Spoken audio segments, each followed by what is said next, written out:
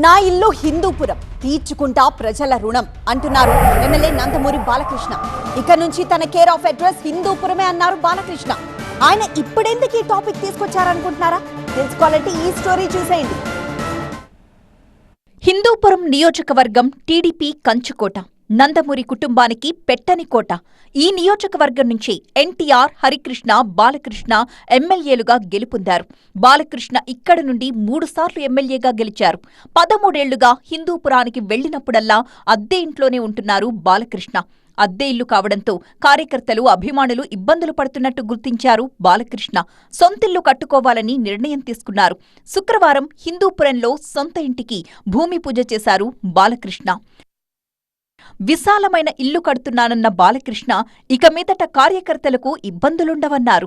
నాయకులైతేనేమో, మా కార్యకర్తలైతేనేమి, ప్రతి ఒక్కళ్ళు ఎవరు వచ్చినా వాళ్ళకి బాగా స్పేషియస్గా ఉండటం కోసమని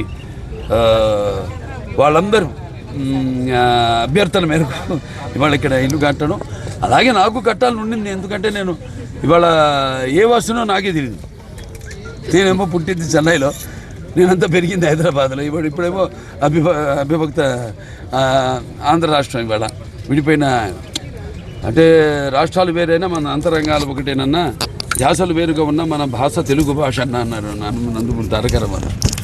హిందూపురంలో సొంత ఇల్లు కట్టుకోవడం ఆనందంగా ఉందన్న బాలకృష్ణ ఇక మీదట తన కేర్ ఆఫ్ అడ్రస్ హిందూపురమే అన్నారు. నేను పెరిగిందంతా హైదరాబాద్లో. నేను ఇవాళ సరే జూబ్లీహిల్స్ ఇల్లు ఉందంటే అది నాన్నగారు మాకు ఆయన కట్టించి ఇచ్చింది నాకు. జూబ్లీహిల్స్ నేను ఇప్పుడు ఇవాళ నా సొంతంగా నేను ఇల్లు కట్టుకుంటున్నా అంటే హిందూపూర్ నా నేను సొంతంగా. అది నాకు సొంత ఊరు అంటే ఇప్పుడు హిందూపూరు.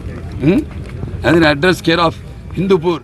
హిందూపురం నియోజకవర్గంలో అభివృద్ధిని పరుగులు పెట్టిస్తానంటున్నారు బాలకృష్ణ.